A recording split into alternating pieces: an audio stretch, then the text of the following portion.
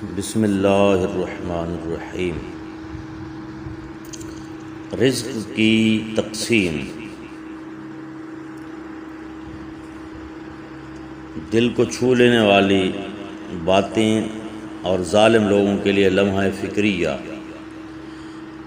ایک بندہ بیان کرتا ہے کہ میری یہ بچپن سے عادت رہی ہے کہ جب محلے کی دکان سے کچھ بھی لیا انہوں نے اخباری ٹکڑے میں لپیٹ کر دیا تو شے کے استعمال کے بعد اس ٹکڑے کو ضرور دیکھا اور پڑھا۔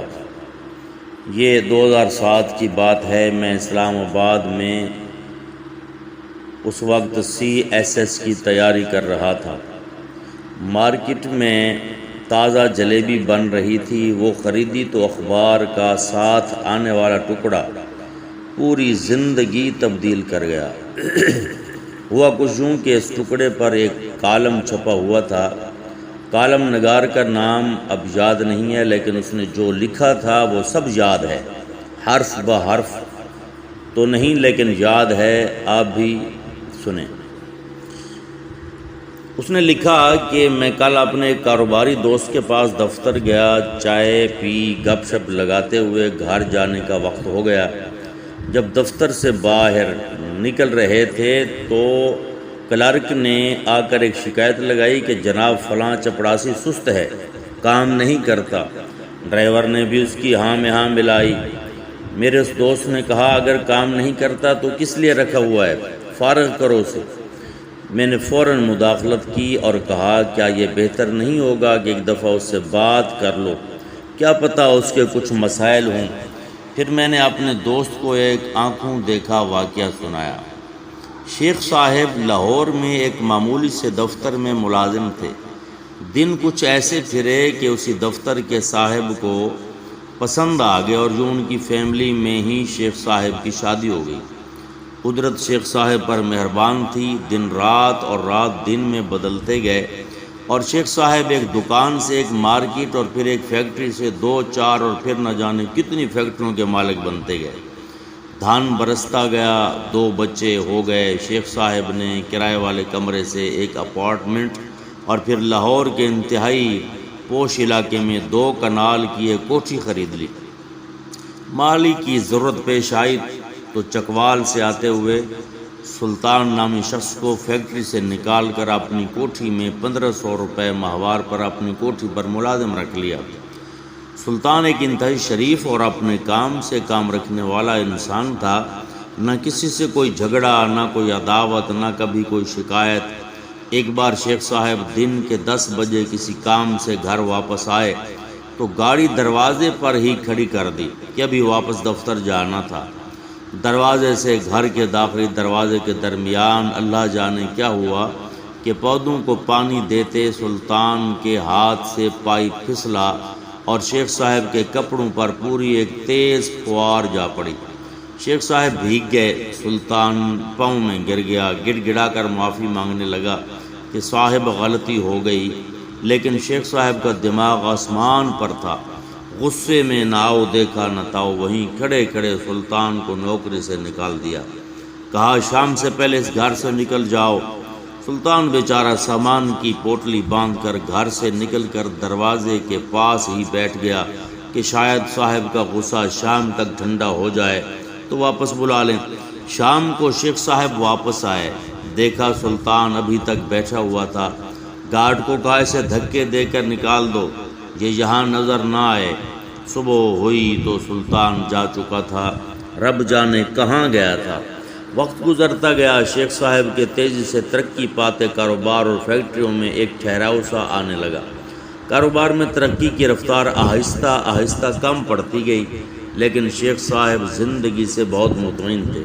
پھر ایک فیکٹری میں آگ لگ گئی، پوری فیکٹری جل کر راکھ ہو گئی، کچھ مزدور بھی جل گئے۔ شیخ صاحب کو بیٹھے بٹھائے کروڑوں کا جھٹکا لگ گیا۔ کاروبار میں نقصان ہونا شروع ہوا تو شیخ صاحب کے ماتھے پر بل پڑنا شروع ہو گئے۔ بڑا بیٹا یونیورسٹی کا اسٹوڈنٹ تھا، دوستوں کے ساتھ سیر پر مری گیا، واپسی پر حادثہ ہوا تو وہ جوان جہان دنیا سے رخصت ہو گیا۔ شیخ صاحب کی کمر ٹوٹ گئی، نقصان پر نقصان ہوتے گئے، 2 کنال کی کوٹھی بیچ کر 10 مرلے کے عوامی طرز کے محلے میں آ گئے۔ جب عقل سے کچھ پلے نہ پڑا تو پیروں فقیروں کے ہاں چلے گئے کہ شاید کوئی دعا ہاتھ لگ جائے اور بگڑی ہوئی زندگی پھر سے سنور جائے۔ باقی ماندہ کاروبار بیچ کر اور کچھ دیگر پراپرٹی کو رہن رکھ کر بینک سے قرضہ لیا اور چھوٹے بیٹے کو ایک نیا کاروبار کر کے دیا۔ اس کے پارٹنر دوست نے دغا کیا اور اکثر پیسہ ڈوب گیا۔ شیخ صاحب 60 سال کی عمر میں 4 پیسے لگ گئے۔ ایک دن ایک پرانا جاننے والا ملنے آیا، حالات دیکھ کے تو بہت افسوس کیا۔ کہا شیخ صاحب انڈیا سے ایک بزرگ آئے ہوئے ہیں، بہت بڑے اللہ والے ہیں، داتا صاحب کے پاس ہی ایک مکان میں ان کا چند دن کا قیام ہے، اگر ان کے پاس سے دعا کروا لیں تو اللہ کرم کرے گا۔ شیخ صاحب فوراً تیار ہو گئے، اس مکان پر پہنچے، ملاقات کی، مسئلہ بیان کیا۔ انہوں نے آنکھیں بند کیں، کچھ دیر مراقبے کی کیفیت میں رہے، پھر آنکھیں کھولیں، شیخ کو دیکھا اور کہا تم نے سلطان کو کیوں نکالا تھا؟ شیخ کے سر پر گویا ہے قیامت ٹوٹ پڑی، آنکھوں سے آنسوؤں کی ایک نہ تھمنے والی لڑی جاری ہو گئی۔ شیخ بزرگ کے پاؤں میں گر گیا، معافی مانگنے لگا۔ بزرگ نے اسے کہا میری بات سنو، پروردگار رازق ہے، وہ رزق ضرور دے گا، لیکن اس کا وسیلہ انسانوں کو ہی بنائے گا۔ اوپر سے نیچے آتے پانی کی تقسیم جس طرح نہروں نالوں کی طرح ہوتی ہے، رزق کی تقسیم اسی طرح ہے۔ پروردگار کے نزدیک ہم میں سے ہر ایک شخص وسیلہ ہے کسی اور کے رزق کا۔ اگر آپ وسیلہ بننے سے انکار کرو گے تو تمہارے حصے کا وہ رزق جو اس وسیلے سے تمہیں بطور معاوضہ مل رہا تھا ختم ہو جائے گا۔ تمہیں لاکھوں کروڑوں سلطان کو 1500 روپے دینے کے لیے ملتے تھے، تم نے وہ روک لیے۔ اوپر والے رب العالمین نے تمہارا معاوضہ ختم کر دیا۔ اب جاؤ اور سلطان کو ڈھونڈو، اگر وہ مان جائے معاف کر دے تو تمہارے دن پھر جائیں گے۔ شیخ کی دنیا لٹ گئی، وہ سر پیٹتا گھر آیا، پرانے کاغذات ڈھونڈتا رہا کہ شاید کہیں سلطان کا کوئی پتہ، کوئی شناختی کارڈ، کوئی اور معلومات مل سکیں، کچھ بھی نہ ملا۔ تو شیخ دیوانہ وار سلطان کو ڈھونڈنے چکوال جانے والی بس میں بیٹھ کر چکوال چلا گیا، مگر سلطان نہ ملا۔ چھوٹا بیٹا ڈھونڈتا ڈھونڈتا چکوال اڈے پر آ پہنچا اور باپ کو واپس لاہور لے آیا، لیکن شیخ کے دل کا سکون ختم ہو گیا تھا۔ کچھ دن بعد شیخ پھر گھر سے غائب ہوا تو بیٹے کو معلوم تھا کہ کہاں ملے گا۔